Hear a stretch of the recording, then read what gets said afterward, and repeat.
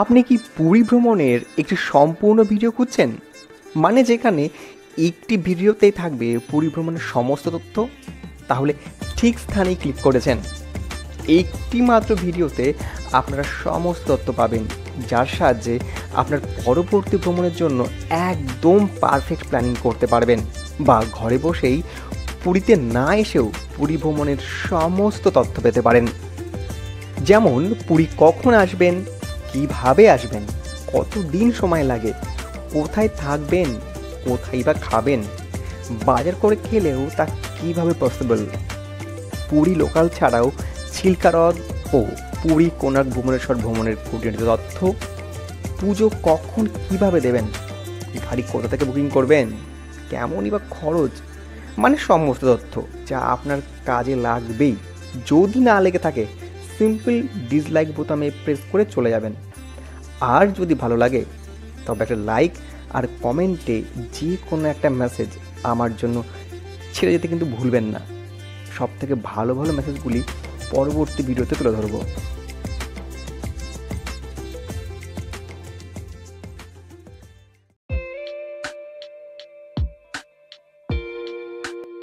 পুরী বছরের যে কোনো সময় যাওয়া যেতে পারে, সে কারণে আপনি সারা বছরই পুরীতে পর্যটকদের ভিড় দেখবেন।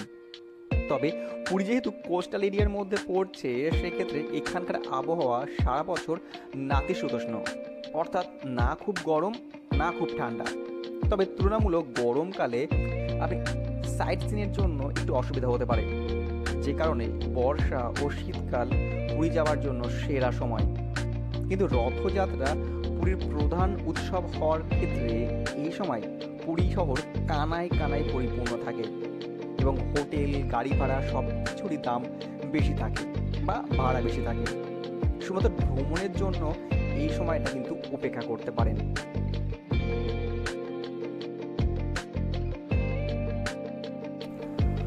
প্রথমেই বলি, পুরী ভারতবর্ষ ও পৃথিবীর যে কোনো প্রান্ত থেকে খুব সহজেই পৌঁছানো যায়। কিন্তু যেহেতু আমার ভিডিওর ভাষা বাংলা, তাই আমি আমার বাঙালি দর্শকদের কথা মাথায় রেখে পশ্চিমবঙ্গ, আসাম, ত্রিপুরা ও বাংলাদেশ থেকে কিভাবে সহজে পুরী আসতে পারেন তার তথ্য দেব। তবে পশ্চিমবঙ্গ ছাড়া বাকি যেখান থেকে আপনি আসবেন তার জন্য উত্তরবঙ্গ বা দক্ষিণবঙ্গের উপর দিয়ে আপনাকে আসতে হবে। নিজস্ব প্রাইভেট গাড়ি ছাড়া বা বাইক ছাড়া পাবলিক ট্রান্সপোর্টে পুরী যাবার প্রধানত তিনটি উপায় আছে। 1 বাসে করে, 2 বিমানে করে ও 3 ট্রেনে করে। প্রতিদিন কলকাতা থেকে সরাসরি পুরী বাস যাতায়াত করে। আপনারা যদি কলকাতা থেকে দূরে থাকেন তবে সরাসরি বাসে পুরী যারা যেতে চান তারা কলকাতার ধর্মতলা ও বাবুঘাট থেকে বাস পেয়ে যাবেন। বাসের ভাড়া ট্রেনের ভাড়ার মতো নির্ধারিত নয়, ওঠানামা করে। মূলত এসি বাসের ভাড়া শুরু হয় 1000 টাকা থেকে, আর নন এসি বাসের ভাড়া শুরু হয় 600 টাকা থেকে। বাসে সময় লাগে 12 থেকে 14 ঘন্টা মতো। বাকিরা সরাসরি বাসে আসার জন্য কলকাতা পর্যন্ত পৌঁছাতে হবে। ট্রেনে করে উত্তরবঙ্গের এনজিপি, দক্ষিণবঙ্গের শিয়ালদাহ, হাওড়া, শালিমার, সাঁতরাগাছি থেকে সরাসরি পুরী পৌঁছাতে পারেন। এনজিপি থেকে বেশ কিছু সাপ্তাহিক ও ডেইলি ট্রেন পুরী যাতায়াত করে। আমি কিছু ট্রেনের নাম ও তাদের সময় সারণী ডেসক্রিপশনে দিয়ে দেব। এনজিপি থেকে পুরী ট্রেনের সময় লাগে 22 থেকে 24 ঘন্টা মতো, আর তাদের আনুমানিক ভাড়া আমি স্ক্রিনে ও ডেসক্রিপশনে দিয়ে দিলাম। কলকাতা থেকে বেশ কিছু ট্রেনের নাম ও তাদের সময় সারণী নিচে ডেসক্রিপশানে দিয়ে দিলাম, এবং কোন স্টেশন থেকে ছাড়ে তার তথ্যও দিলাম। কলকাতা থেকে পুরী ট্রেনের সময় লাগে 8 থেকে 10 ঘন্টা মতো, ও ট্রেনের ভাড়া স্ক্রিনে রিফ্লেক্ট করছে। বিমানে করে সরাসরি পুরী যাওয়া যায় না, সেক্ষেত্রে ভুবনেশ্বর বিমানবন্দর পর্যন্ত পৌঁছাতে হয়, এবং তারপর ভুবনেশ্বর থেকে পুরী শহর পর্যন্ত বাস বা প্রাইভেট ক্যাব অ্যাভেলেবেল থাকে। আনুমানিক সময় লাগে 1.5 থেকে 2 ঘন্টা মতো। কলকাতার দমদম বিমানবন্দর থেকে ভুবনেশ্বর সরাসরি অনেক বিমান আসা যাওয়া করে, সময় লাগে 1 থেকে 1.5 ঘন্টা মতো। আর উত্তরবঙ্গের বাগডোগরা থেকে বিমানের সময় লাগে 2 থেকে 3 ঘন্টা মতো। বিমানের ভাড়া যেহেতু কখনো ঠিক থাকে না, তাই সেই ভাড়ার অনুমান দেওয়া অনেক সময় ভুল তথ্যের মতো হতে পারে। তাই সেক্ষেত্রে বিমানে উঠবার আগে বা টিকিট করবার আগে একবার চেক করে নিতে পারেন। অবশেষে নেমে গেছি পুরী স্টেশনে এবং এখন আমাদের গন্তব্য হোটেলের দিকে। এবং এইখানে কিন্তু সাবধান, এখানে কিন্তু অনেকেই থাকবে ট্রাভেল এজেন্সি এবং অন্যান্যরা যারা আপনাকে ফোর্স করতে পারে যে তাদের ট্রাভেল এজেন্সির মাধ্যমে আপনি হোটেল বুক করুন বা অন্য কিছু বুক করুন। তো আপনি কিন্তু এটা একটু কেয়ারফুল থাকবেন, আগে বুক করা থাকলে করে নেবেন, বা যদি বুক করেন এদের থেকে তাহলে কিন্তু একটু যাচাই করে অবশ্যই। পুরী স্টেশন থেকে বেরিয়ে অটো টোটো রিজার্ভ করে হোটেল অবধি পৌঁছাতে পারেন। এখানে প্রিপেড অটো কাউন্টারও রয়েছে, তার মাধ্যমে গেলে ন্যায্য ভাড়া দিয়ে সার্ভিস নিতে পারবেন, নইলে চড়া ভাড়াতেও যেতে হতে পারে, সেক্ষেত্রে একটু দর কষাকষি করতে পারেন। এছাড়াও স্টেশন থেকে পুরী পর্যন্ত কিন্তু একটি টাউন সার্ভিস বাসও চলে, যেটা অনেকেই জানেন না। সবথেকে সস্তাতে যেতে হলে উঠে নিয়ে পড়তে পারেন সেই টাউন সার্ভিস বাসেও। দেখে কিন্তু এখানকার যারা টোটো বা অটো তারা কিন্তু রীতিমতন পকেট কাটছে, অর্থাৎ 100 টাকার একটা গন্তব্যের জায়গায় কিন্তু 200 টাকা 250 টাকা করে বলছে। তো এটা কিন্তু ওড়িশা সরকারের অবশ্যই নজর দেওয়া উচিত, কারণ পর্যটকদের কিন্তু পকেটের বিষয়টা কিন্তু মাথায় রাখা উচিত সবসময়। পুরী এমন একটি জায়গা যেখানে সব রকমের মানুষের থাকার স্থান রয়েছে। সেক্ষেত্রে অফ সিজনে 400 থেকে 500 টাকা থেকে শুরু করে কয়েক হাজার টাকা প্রতিদিন থাকার হোটেল ও হলিডে হোম আছে। মূলত স্বর্গদ্বার বিচের ভেতরে বা লাইট হাউসের কাছাকাছি তুলনামূলক একটু কম ভাড়াতে হোটেল পেয়ে যাবেন।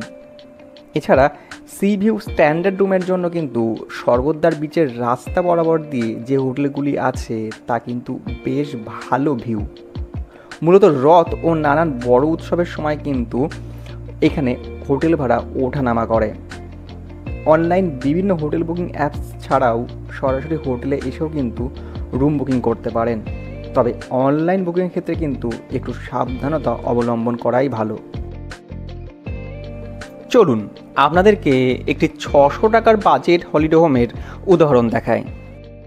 এখানে একটা টেবিল রয়েছে, এখানে খাটে মোটামুটি 3 জন খুব ভালোভাবে হয়ে যাবে, জানালা, আর এখানে একটা আয়না রয়েছে, টিভি আছে, বাট টিভি সার্ভিস বোধহয় না দেয়, আয়নার অবস্থা খুবই খারাপ। আর এই হলো বাথরুমে এখানে একটা কোমোড রয়েছে, ওখানটায় শাওয়ার রয়েছে, এখানে আয়না রয়েছে, মোটামুটি পরিষ্কার বলবো না, এটাকে মোটামুটি। আর এইখানটা একটা দরজা রয়েছে, এই দরজাটা খুললে কিন্তু বেশ ভালো হাওয়া আসছে এবং বেশ এই জায়গাটা বেশ পছন্দসই, বেশ এখানে হাওয়াটা ভালোই আসছে। আর ওটা বন্ধ করে রেখে দিয়ে কিন্তু এটা খুলে রাখা যেতেই পারে, অসুবিধা নেই। আর এইখান থেকে দাঁড়ালে পরে কিন্তু সমুদ্র দেখা যায়, দেখুন এইখানে দাঁড়িয়ে ওই যে সমুদ্র, ঠিক আছে, এখান থেকে সমুদ্র দেখতেই পারেন, বেশ সুন্দর ভিউ আছে। এটা 3 তলার ওপরে আছি, আমি ভুলছিলাম, টিভিটা কিন্তু চলছে না, কেবিল লাইনও আছে। আচ্ছা, যারা এখানে এসে মানে পুরীতে এসে হোটেলে রান্না করে খেতে চান তাদের জন্য বলি, এখানে কিন্তু গ্যাস আর ওভেন ভাড়া পাওয়া যায় এবং জলের ড্রাম কিনতে পাওয়া যায় ভাড়া হিসাবে, আর এই কলটা আলাদা ভাড়া নিতে হয়। এবং থালা বাসনটা কিন্তু ফ্রিতেই পাওয়া যায়, মানে এটা ঘরেই থাকে, এটার জন্য কোনো চার্জ দিয়ে লাগে না। তো বলে দিই এখানে কেমন কি ভাড়া। এখানে গ্যাস সিলিন্ডার নিলে কিন্তু 120 টাকা কেজি হিসাবে নেয়, আপনাকে মেপে দেবে এবং দেওয়ার সময় মেপে নেবে এবং কত ভাড়া সেটা আপনি সেখানে দিয়ে দেবেন, কত কেজি গ্যাস পুরোলো সেই হিসাবে। আর ওভেনের জন্য আপনার 30 টাকা করে পার ডে ভাড়া নেয়। আর এখানটায় জল ড্রাম হিসাবে নেয় 90 টাকা, আর এইটার জন্য নেয় হচ্ছে 10 টাকা পার ডে ভাড়া। এবং দুবেলা মাসি এসে মানে দুপুরেরটা আর রাতেরটা মাসি এসে থালা বাসন মেজে দেবে, তার জন্য 25 টাকা করে চার্জ করে। তো যারা বাজার করার পর এসে নিজেরা রান্না করে খেতে চান তারা কিন্তু এই ধরনেরই সব জায়গায় মোটামুটি কম বেশি একটু আধটু থাকে, আপনারা নিজেদের মতন করে কথাবার্তা বলে কিন্তু করে নিতে পারেন।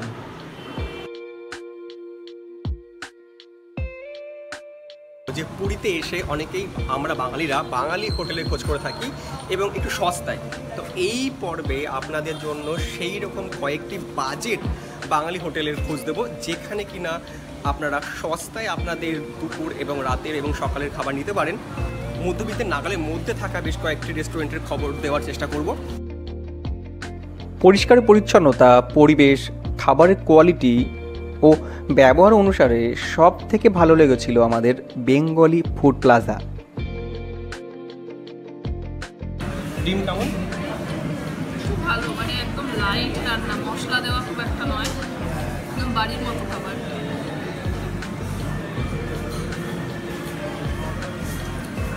আচ্ছা, এই হলো হোটেল ডলফিন, আর অ্যাড্রেসটা বলে দিচ্ছি আমি, কোথাতে আসবেন।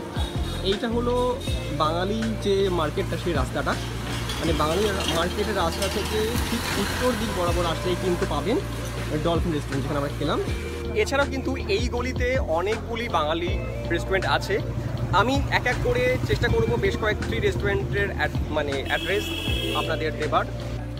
ডলফিন থেকে বেরিয়েই এদিকে আরেকটি রেস্টুরেন্ট রয়েছে, অ্যারোমা অফ স্পাইস, যেখানটায় লুচি সবজি 40 টাকা, রাধা পল্লবী 60 টাকা, ভেজ থালি 80 টাকা, স্পেশাল ভেজ থালি 120 টাকা, কাতলা থালি 140 টাকা, ইলিশ থালি 250 টাকা, চিংড়ি থালি 220 টাকা, পমফ্রেট থালি 250, চিকেন 180, মাটন 250। এই রাস্তা বরাবরই কাকাতুয়া থেকে একটু এগিয়ে এলে দেখা যাবে মামা ভান রেস্টুরেন্ট, এবং এখানেও কিন্তু বাঙালি বেশ থালি আপনি পাবেন। এটা বাঙালি রেস্টুরেন্টই। মামা ভাগ্নের রেস্টুরেন্ট থেকে একটু এগিয়ে এসে এখানে রয়েছে মামাদা রেস্টুরেন্ট। এখানেও কিন্তু বাঙালি রেস্টুরেন্ট, এবং বাংলাতে লেখা আছে, দেখতে পাচ্ছেন, নিরামিষ থালি, রুই থালি, কাতলা, পমফ্রেট, ইলিশ সব রকম এখানে খাবার পাবেন। এবং এই হচ্ছে রেস্টুরেন্ট। মমতা রেস্টুরেন্ট থেকে একটু এগিয়ে এলেই এখানে পাবেন 13 পার্বণ, এবং 13 পার্বণও কিন্তু বাঙালি রেস্টুরেন্ট এবং বাঙালি স্পেশাল। এই হলো রেস্টুরেন্ট। 13 পার্বণের ঠিক অপোজিট দিকেই রয়েছে আরেকটি রেস্টুরেন্ট, ঘরে বাইরে। এখানেও কিন্তু আপনারা চাইলে বাঙালি খাবার খেতে পারেন। এছাড়াও স্বর্গদ্বার বিচের একদম রাস্তার ওপরেই রয়েছে একটু মিড স্ট্যান্ডার্ড রেস্টুরেন্ট পারিজাত। মানে অ্যাম্বিয়েন্সটা বেশ নিট অ্যান্ড ক্লিন, এবং এসি আছে। তো খাবারের দাম একটু তুলনামূলক বাইরে থেকে বেশি হতে পারে, কিন্তু অ্যাম্বিয়েন্স মোটামুটি ভালো।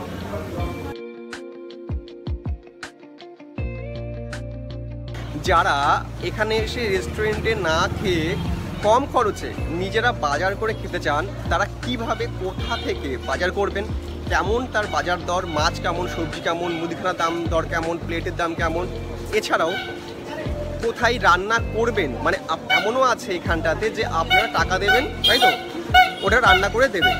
আর এছাড়াও আরেকটা অপশন আছে যে অনেক হোটেলে কিন্তু মানে গ্যাস ওভেন ভাড়া পাওয়া যায়, সেখান থেকে করতে পারেন। তো সমস্ত বৃত্তান্ত এই ভিডিওতে পাবেন। এই ভিডিওটা শেষ পর্যন্ত দেখুন, আপনার সমস্ত প্রশ্নের উত্তর পেয়ে যাবেন। স্বর্গদ্বার বিচের একদম কাছেই রয়েছে বাঙালি মার্কেট, যেখানে আপনারা রান্নার প্রয়োজনীয় কাঁচামাল, মাছ, মাংস, মুদিখানা সব কিছুই পেয়ে যাবেন। আচ্ছা, নামটা কি আছে? Jagabandhu variety store. এসব পাইকারি দামে পাওয়া যাবে বলছে। চাল কত করে? দুধেশ্বর আছে 40 টাকা। এটা কি চাল? এটা দুধেশ্বর 40 টাকা। দুধেশ্বর? হ্যাঁ, ভালো মিনিকেট 45 টাকা। 40, বাসকাঠি 50 টাকা। 40, 45। দেখে নেবো চালটা কেমন। 45 টাকা। বাসকাঠি 50 টাকা। বাঁশকাঠি 50 টাকা। আমাদের জিরাকাঠি ডাবল 5 আছে। হ্যাঁ, জিরাকাঠি 55 টাকা। এটা কি কাঠি? জিরাকাঠি 55 টাকা জিরাকাঠি চাল। আচ্ছা, একটা কথা বলতে তো ভুলে গেছি। আপনারা আপনাদের মূল্যবান সময় থেকে সময় বার করে 12 মিনিটেরও বেশি সময় ধরে যখন ভিডিওটা দেখছেন, তার মানে হলো নিশ্চয়ই আমাদের পরিবেশনা আপনাদের ভালো লাগছে বা আমাদের দেওয়া তথ্য আপনাদের কাজে লাগছে। তাহলে আপনাদের থেকে কি একটা লাইক এক্সপেক্ট করতে পারি?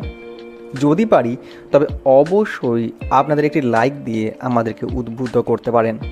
হয়তো তাতে আপনাদের কিছু নয়, তবে আমরা আরও কাজ করবার অনুপ্রেরণা পাই। আর দেশ বিদেশের ভ্রমণমূলক নানা ভিডিও দেখতে চাইলে নিচে লাল রঙের লেখা সাবস্ক্রাইবে ক্লিক করে পাশে থাকতে পারেন। তাতে আমরা যখনই এমন একটা ভিডিও দেব, আপনারা ঘরে বসেই তা দেখতে পারেন। আচ্ছা, বাজার তো করা হলো। বাজার করার পর এবার রান্না করতে হবে। তো সবাই রান্না করতে এখানে চান না, তো তাদের জন্য কোনো অসুবিধা নেই। তারা কিন্তু এখানটায় দোকানও অ্যাভেলেবেল আছে এই সমস্ত। এখানে এসে কিন্তু বদলে দিলে রান্না করে দিতে পারবেন। তো জেনে নেবো যে কিভাবে কি তার প্রক্রিয়া, তার আগে বলে দিই কোথায় এর ঠিকানা।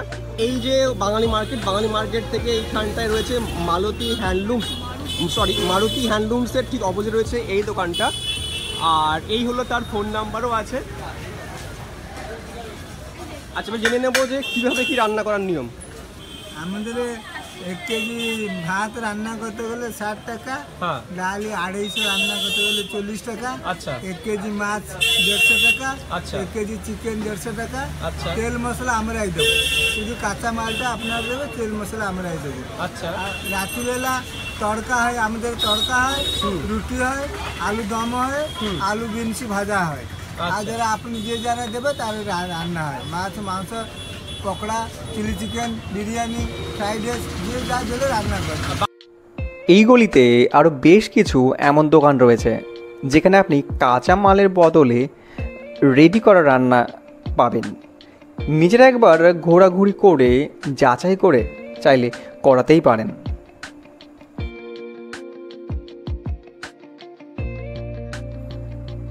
সম্পূর্ণ পুরী ভ্রমণ বলতে পুরী শহর ভ্রমণ, চিল্কা হ্রদ ভ্রমণ, এছাড়াও পুরী, কোণার্ক, ভুবনেশ্বর এই 3টি ভাগে ভাগ করা হয়। যদি হাতে কম সময় থাকে তবে 2 রাত 3 দিনে এই ট্যুরটি করতে পারেন। আর যদি একটু শান্তিতে সময় নিয়ে ঘুরতে চান সেক্ষেত্রে 3 রাত 4 দিন যথেষ্ট এই ভ্রমণটির জন্য।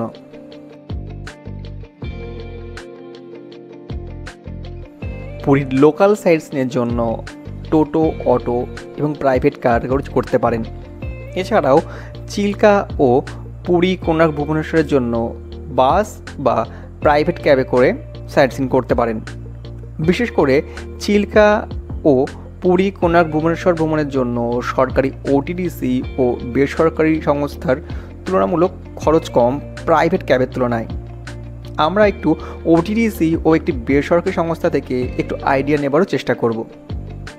তার আগে বলে দিই যে আপনারা ওটিডিসির কাউন্টারে কিভাবে আসবেন। ওটিডিসি কাউন্টারে আসার জন্য ঠিক বিচের ধারে অর্থাৎ স্বর্গদ্বার থেকে আপনারা স্টেশনের দিকে আসবেন এবং জাস্ট এখানে ওয়াকিং ডিস্টেন্স মাত্র স্বর্গদ্বার থেকে 5 মিনিট, এবং এখানে এসে কিন্তু আপনারা কাউন্টার থেকেও বুক করতে পারেন। এছাড়া অনলাইন ডেসক্রিপশানে এবং আমি স্ক্রিনে দেখতে পাচ্ছেন যে সাইট, সেখানটায় অনলাইন লগ ইন করেও কিন্তু বুক করতে পারেন। এখানে এসে কিন্তু শুধুমাত্র ক্যাশই মানে অ্যাকসেপ্টেবল। এখানে কিন্তু ফোনপে বা গুগল পে কিন্তু অ্যাকসেপ্টেড নয়। তো আমাদের দুটো ট্যুর হয়। ফার্স্ট ট্যুর হচ্ছে golden triangle tour of Orissa, যেটা 6:30টায় বাস ছাড়বে পুরী থেকে, রিটার্ন আসবে 7টা, 7:30টা, 2x2 এসি বাস। এবং তার মধ্যে এগুলো জায়গা দেখবেন: চন্দ্রভাগা বিচ, রামচন্দ্র টেম্পল, কোণার্ক সূর্য মন্দির, ধৌলগিরি শান্তিস্তূপ, লিঙ্গরাজ, খণ্ডগিরি, উদয়গিরি, নন্দনকানন। যার জন্য 535 টাকা খরচা শুধু ট্রান্সপোর্টেশন। আচ্ছা, আর সেকেন্ড ট্রিপ হচ্ছে চিল্কা, 7টায় ছাড়বে, 5টায় ফেরবে, সেটাও 2x2 এসি বাস। এই দুটো খাওয়া খরচটা তো নিজেদের, সব আপনাদের খরচা। আচ্ছা, আর কোথায় যেতে হবে বাস ধরার জন্য, কখন পৌঁছাতে হবে? এইখানে বুকিং করতে, এইখানে বুকিং হবে এবং গাড়ি ছাড়ে পান্থানিবাস থেকে, আমাদের গভর্নমেন্ট হোটেল পান্থানিবাস, হ্যাঁ, ওইখান থেকে গাড়ি ছাড়ে। আচ্ছা, সেটা আপনারাই নিয়ে যাবেন, আমাদের যেতে হবে? আপনারা ব্যবস্থা করে যাবেন। বুকিংটা online available? Online available, bookOdisha.com আছে, আচ্ছা, সেটা বুক করতে পারেন। মানে কাউন্টারে আসে 2 দিন আগে, 3 দিন আগে বুক করতে পারেন। আচ্ছা, আর সব সময় তো মানে সব সময় একই রেট, কোনো ওঠানামা নেই তো? গভর্নমেন্টে যখন যে অর্ডার আসবে তখন। না, এমনি প্রাইভেটে যেমন ওঠানামা হয় তেমন কোনো না ব্যবস্থা না, নেই? আমার বর্তমানে ফিক্স চলছে, যদিও আগে বাড়তে পারে, কমতে পারে, সেটা গভর্নমেন্টের উপর নির্ভর করে। আচ্ছা, আর এছাড়া যে ফোন নাম্বার, ফোন করেও বুকিং করতে পারেন? ফোনতে বুকিং হয় না, অনলাইন পেমেন্ট? অনলাইন পেমেন্ট নেই, ক্যাশ দিয়ে বুক করতে হবে। অনলাইনে যারা বুক করে অ্যাকাউন্ট ভরা হবে। আচ্ছা আচ্ছা, ট্যুর করা হয় আর কেমন কি খরচ? ये भुवनेश्वर टूर আছে, ये চিল্কা ট্যুর আছে। ভুবনেশ্বর চিল্কা দূরে করা হয়? हाँ, दो टूर पे আছে। वो प्राइवेट যাবে भी, बस पे शेयरिंग हो जाते हैं। শেয়ারিংও হবে তাই তো? शेयरिंग হবে, बस पे যাবে, प्राइवेट भी যাবে। প্রাইভেটও যাবে? আচ্ছা, तो प्राइवेट যাবে तो आपको 4 सीटर का गाड़ी आ जाবে 2800 रुपया 4 सीटर ऑफ सीजन टाइमिंग में। Off season? अच्छा, और सीजन टाइम में 3500 रुपये 3200 টাকা होता है अच्छा अच्छा, सीजन टाइमिंग है। और शेयरिंग যাবে तो पर पर्सन और बस पे आपको आ जाएगा 350 টাকা নাকি 350 টাকা করে। আর AC গাড়ি। বাস ছাড়া হয় কি? एसी बस में आपको पर पर्सन 350 টাকা আচ্ছা, মানে শেয়ারিং শুধুমাত্র বাসে অ্যাভেলেবেল, बस अवेलेबल পার্সোনাল কার অ্যাভেলেবেল নয়। पर्सनल अवेलेबल नहीं আচ্ছা, এটা কোনটা বললে? ये भुवनेश्वर ट्रिप बोलते हैं। আচ্ছা, পুরী। এবার চিল্কা? चिल्का में आपको सही सेम गाड़ी का प्राइवेट गाड़ी में आपका जाना आना 1400 रुपया। अच्छा। वहाँ पर बुकिंग खर्चा जो होगा वहाँ पर चॉइस करके बुकिंग लिस्ट में दिखा के बुकिंग करोगे। আচ্ছা আচ্ছা और जो शेयरिंग चले जावे पर पर्सन गाड़ी का आपको आ देवे बस पे 300 টাকা ना एसी 300 টাকা। हाँ अच्छा। Non AC 250 টনসি 250। আর वहाँ पर बुकिंग खर्चा 350 টাকা ना 350 টাকা বোটিং খরচা। আচ্ছা, কটায় আসতে হবে আর কটায়? सुबह शेयरिंग जावे तो सुबह 6:30 बजे जावे हाँ। शाम को 4-5 बजे आ जावे। আচ্ছা और प्राइवेट जावे तो सुबह 8 बजे जावे शाम को 6-7 बजे आ जावे। আচ্ছা আচ্ছা। আর এটার মানে শেয়ারিং হলেই সেটা মানে প্রাইভেট কার আর নয়, সেটা प्राइवेट হচ্ছে गाड़ी বাস, में शेयरिंग अलाउ नहीं है। সেটা অ্যালাউ নেই। अलाउ আচ্ছা। প্রথম দিন সকালে হোটেলে পৌঁছে ফ্রেশ হয়ে ব্রেকফাস্ট সেরে রাস্তা থেকে অটো বা টোটো রিজার্ভ করে বেরিয়ে পড়ুন সাইট সিনে। চাইলে প্রাইভেট কারও বুক করতে পারেন। 400 থেকে 600 টাকার মধ্যে এর ভাড়া ওঠানামা করে, অর্থাৎ টোটো বা অটোর, এবং এর জন্য সময় লাগে 3 থেকে 4 ঘন্টা মতো। আমাদের লোকাল সাইট সিনের বিস্তারিত ভিডিও অলরেডি আলাদা একটি পর্বে আপলোড করা আছে, আমি ডেসক্রিপশানে তার লিংক দিয়ে দিলাম। এখানে সময়ের কথা মাথায় রেখে একটু ফাস্ট ফরওয়ার্ড করে দিলাম। আমাদের আজকের প্রথম স্থান বিপত্তারিণী মায়ের মন্দির।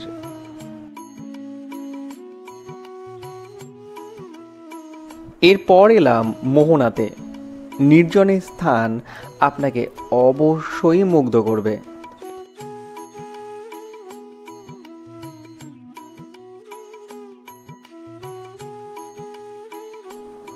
আমাদের তৃতীয় গন্তব্য ছিল গুপ্ত বৃন্দাবন।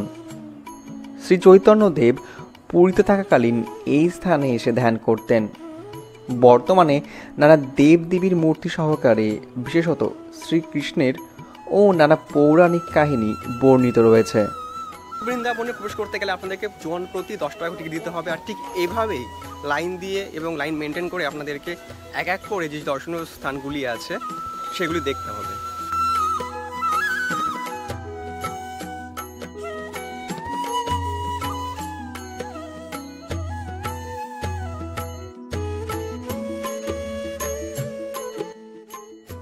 আমাদের এবারের গন্তব্য ওমকারেশ্বর মন্দির।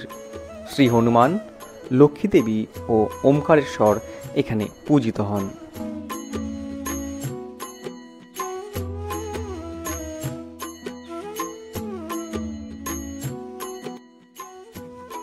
আমাদের এবারের গন্তব্য কুলতানন্দ ব্রহ্মচারী আশ্রম।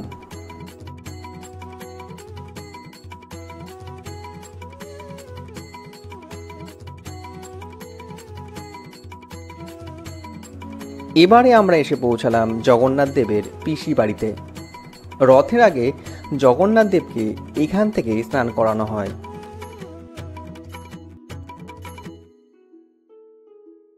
আমাদের পরবর্তী গন্তব্য ছিল জগন্নাথ দেবের মাসি বাড়ি। রথের দিন জগন্নাথ দেবের রথের দড়ি টেনে এখানেই আনা হয়।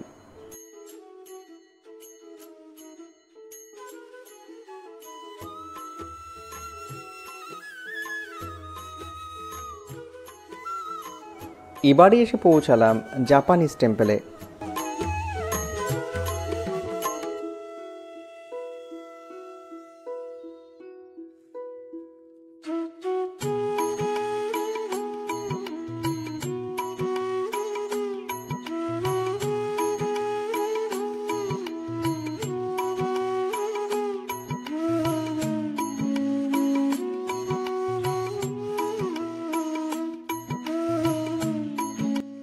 আমাদের আজকের অন্তিম গন্তব্য সকলের রক্ষাকর্তা জগন্নাথ দেবের কাছে, অর্থাৎ জগন্নাথ দেবের মন্দিরে।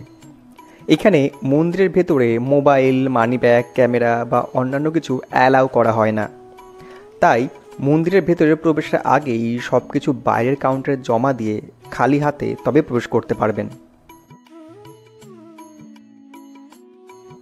প্রতিদিন সকাল 5টা থেকে রাত 11টা পর্যন্ত মন্দির দ্বার খোলা থাকে দর্শন ও পুজো করবার জন্য। শুধুমাত্র দুপুর 1টা থেকে কয়েক ঘন্টা বন্ধ থাকে। তবে খুব সকালে এলে তুলনামূলক ভিড় অনেক কম থাকে। যদি আপনি চান পুজো দিতে, তবে পাণ্ডাদের সাহায্যে বা নিজেও পুজো দিতে পারেন। চলুন এক পাণ্ডার মুখ থেকে জেনে নিই তাদের সাহায্যে পুজো দেবার নিয়ম। अगर कोई आए पूजा देने के लिए तो वो कौन सा टाइम पे आएगा? वो सुबह 6 से लेकर रात की 10 बजे तक आप आके पूजा दे सकते हैं। अच्छा, और कितना पैसा लगता है पूजा देने के लिए? पैसा जो लगता है वो सबसे कम 251 से स्टार्टिंग होता है। 251 551 से मेन होता है, 551 से 551 से स्टार्टिंग होकर 5,50,000 तक वो लग सकता है। एटलीस्ट मिनिमम स्टार्टिंग है 200 से 251 से 291 से। उसके बाद जिसका जो सामर्थ्य है वो ऐसा देता है। अच्छा, এবার বলে রাখি, পাণ্ডা ছাড়াও কিন্তু পুজো দেওয়া সম্ভব। আপনি যদি পাণ্ডা ছাড়া নিজে পুজো দিতে চান, তবে সামান্য কিছু টাকা দিয়ে কিন্তু পুজো দিতে পারেন বা পুজো দেওয়া সম্ভব। তার জন্য মন্দিরের ভেতরে প্রবেশ করবার পর জগন্নাথ দেবের একদম প্রধান মূর্তির সামনেই বসে থাকেন পূজারী। সেখান থেকেই সামান্য টাকার বিনিময়ে প্রসাদ কিনে এবং সামান্য টাকা দক্ষিণা দিয়েও কিন্তু পুজো দিতে পারেন। এবং আমরা কিন্তু সর্বমোট 100 থেকে 200 টাকার মধ্যেই এই কাজটি সম্পূর্ণ করেছিলাম। আর আপনি যদি পুজো না দিয়েই মহাপ্রসাদ নিতে চান, সেক্ষেত্রে মন্দিরের বাইরে যে কোনো পাণ্ডার সাথে যোগাযোগ করে কিছু অর্থের বিনিময়ে প্রসাদ পেতে পারেন। এমনকি তারা হোটেলেও পৌঁছে দেয়। আর যদি আপনারা পুজো দেবার পর মহাপ্রসাদ খেতে চান মন্দিরের ভেতরেই, তবে 50 টাকা থেকে শুরু হয় সেই প্রসাদের মূল্য, এবং তা মন্দির গৃহের ভেতর থেকেই তা সংগ্রহ করে এবং সেখানেই তা গ্রহণ করতে পারেন। দুপুরের মধ্যেই আপনাদের এই লোকাল সাইট সিন শেষ হয়ে যাবে। এরপর ফিরে এসে লাঞ্চ সেরে রেস্ট করতে পারেন। তারপর একটা টোটো বা অটো নিয়ে বেরিয়ে পড়তে পারেন গান্ধী পার্কের উদ্দেশ্যে।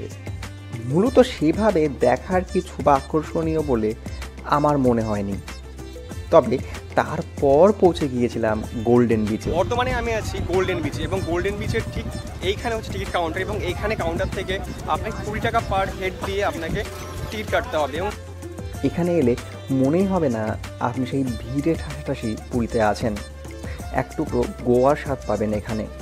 তাহলে ভিডিওটি এখন অবধি কেমন লাগছে? ভালো লাগলে কিন্তু একটা লাইক করতে ভুলবেন না, আর কমেন্টে রেখে যান আমার জন্য একটা লাইন। এরপর আমরা ফিরে এসেছিলাম স্বর্গদ্বার বিচে। বিচে খানিকটা ঘোরাঘুরি করলাম।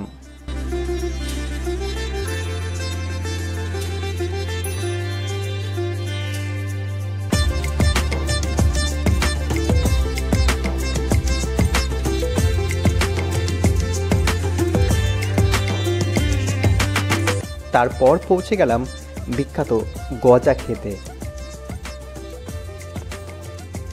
আজ কিন্তু আপনাদের একটা গুরুত্বপূর্ণ কাজ আছে। পরের দিনের সাইট সিনের বাস বুকিং আজ রাতের মধ্যে করে রাখতে হবে।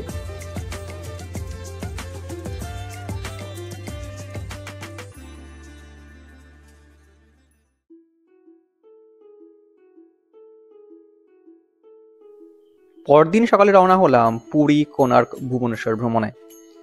আগের দিন টিকিট করে রেখেছিলাম। সেই মতন হাজির হয়ে গিয়েছিলাম বেসরকারি বাস স্ট্যান্ডে, কারণ আজকের ভ্রমণটি আমরা বেসরকারি সংস্থার সঙ্গে করব। এই ভ্রমণ নিয়ে বিস্তারিত পর্ব ইতিমধ্যেই এই চ্যানেলে দেওয়া আছে, তাই সময়সীমার কথা মাথায় রেখে হাইলাইট ছিলাম এই পর্বে। বিস্তারিত ভ্রমণ তথ্য ডিসক্রিপশনের লিঙ্কে দেওয়া থাকলো, ক্লিক করে দেখে নিতে পারেন। আমাদের আজকের প্রথম site seeing point Chandrabhaga beach. এই স্থানের প্রাকৃতিক সৌন্দর্য ছাড়াও ধর্মীয় গুরুত্ব রয়েছে। শোনা যায় শ্রীকৃষ্ণের পুত্র সাম্বা চন্দ্রভাগা নদীর মোহনাতে নিজের কুষ্ঠরোগ নিরাময়ের পর সূর্যদেবকে পুজো দিয়েছিলেন। যদিও বর্তমানে চন্দ্রভাগা নদী কিন্তু শুকিয়ে গিয়েছে। আমাদের আজকের দ্বিতীয় গন্তব্য কোণার্ক সূর্য মন্দির। এই মন্দির ভারতবর্ষের সপ্তম আশ্চর্যের অন্যতম আশ্চর্য।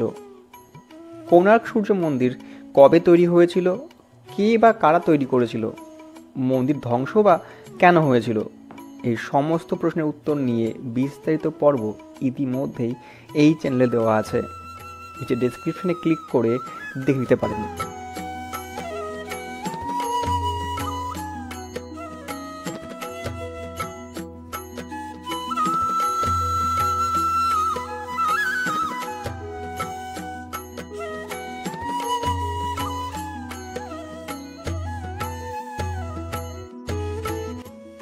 আমাদের আজকের পরবর্তী গন্তব্য ছিল সম্রাট অশোকের স্মৃতিবিজড়িত ধৌলি শান্তিস্তূপ।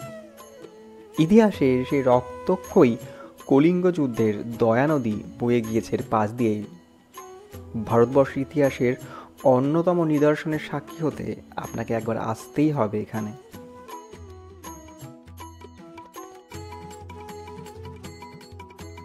আমাদের পরবর্তী গন্তব্য লিঙ্গরাজ মন্দির।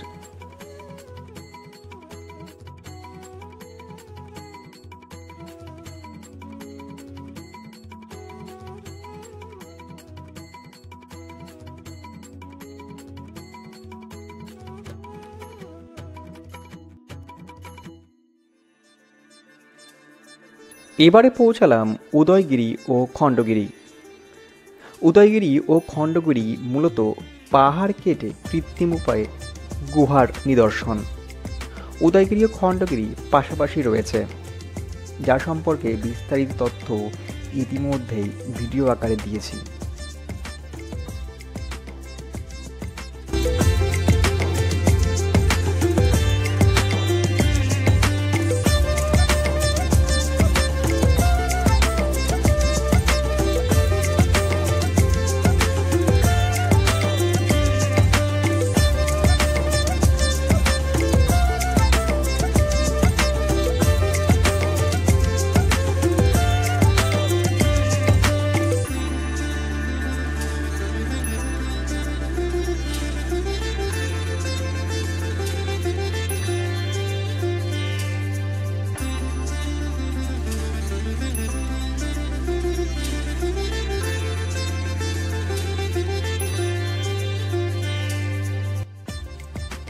সন্ধ্যাতে ফিরে এসে রেস্ট নিয়ে শপিং সেরে নিতে পারেন। আজ স্বর্গদ্বার পিচ ও রাস্তার পাশে রয়েছে রকমারি দোকান, যেখান থেকে প্রয়োজনীয় জিনিস কিনতেই পারেন।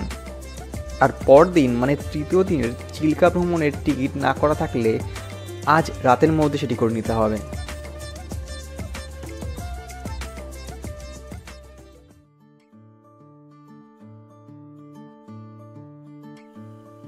আজ আমাদের পুরী ভ্রমণের শেষ দিন। আজ আমরা ওটিডিসির সঙ্গে যাব চিল্কা ভ্রমণে। পথেই ব্রেকফাস্ট সেরে নিয়ে প্রথম সাইট সিইং পয়েন্টে থাকলাম, আলারনাথ মন্দিরে।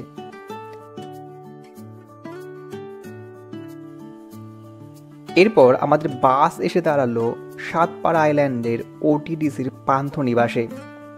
সেখানে ফ্রেশ হয়ে দুপুরের খাবার অর্ডার দিয়ে উঠে বসলাম বোটিংয়ে। তবে নৌকা বিহার শুরুর আগে কিছু শুকনো খাবার ও পানীয় জল নিয়ে উঠলাম, কারণ কিছুক্ষণ পর ঘন্টা কয়েকের জন্য সভ্যতা থেকে অনেকটা দূরে থাকতে হবে।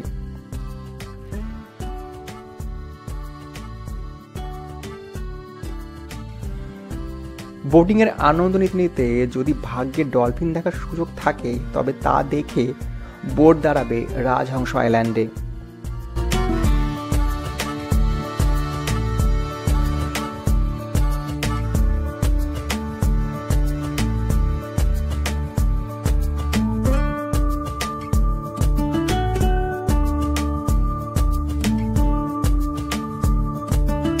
এই রাজহংস আইল্যান্ডের উল্টো দিকেই রয়েছে ক্লাসিক বিচ। পায়ে হেঁটে পৌঁছে গেলাম সেখানে।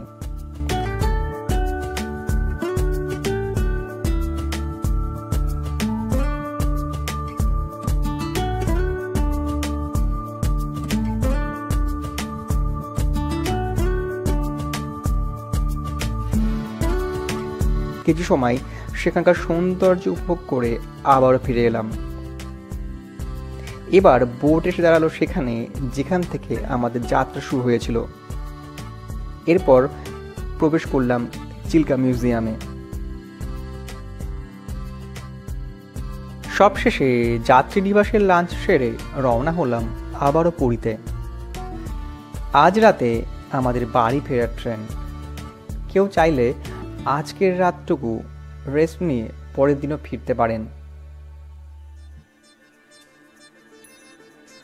কোথাও যাবার আগে আমাদের অনেকের মাথায় সবার আগে যে প্রশ্নটি আসে তা হলো কেমন খরচ। দেখুন, কখনোই কোনো ভ্রমণের নির্দিষ্ট কোনো বাজেট থাকে না, এক একজনের এক এক রকম খরচ হয়। তবে আমরা যেভাবে এই সম্পূর্ণ ভ্রমণটি করেছিলাম তাতে মাথাপিছু আমাদের খরচ হয়েছিল প্রায় 5,000 টাকা মতন। কোথায় কেমন খরচ করেছি তার বিস্তারিত তথ্য ইতিমধ্যেই ভিডিও চলাকালীন দিয়েছি। আশা করি সেখান থেকে একটা আন্দাজ পেয়ে গেছেন। সবশেষে আপনাদের কাছে আমার একটা প্রশ্ন রইল, কেমন লাগলো আমার এই উপস্থাপনাটি? উত্তরের আশাতে রইলাম কমেন্ট বক্সে। আর বিভিন্ন স্থানের নানা ভ্রমণমূলক অভিজ্ঞতা নিয়মিত শেয়ার করব এই চ্যানেলে। তাই যদি আপনি আমার চ্যানেলে নতুন হন বা এখনও পর্যন্ত সাবস্ক্রাইব না করে থাকেন তবে অনুগ্রহ করে সাবস্ক্রাইব করে পাশ থাকতে পারেন। তাহলে আজ যাই, দেখা হবে পরবর্তী পর্বে নতুন কোনো গল্পে।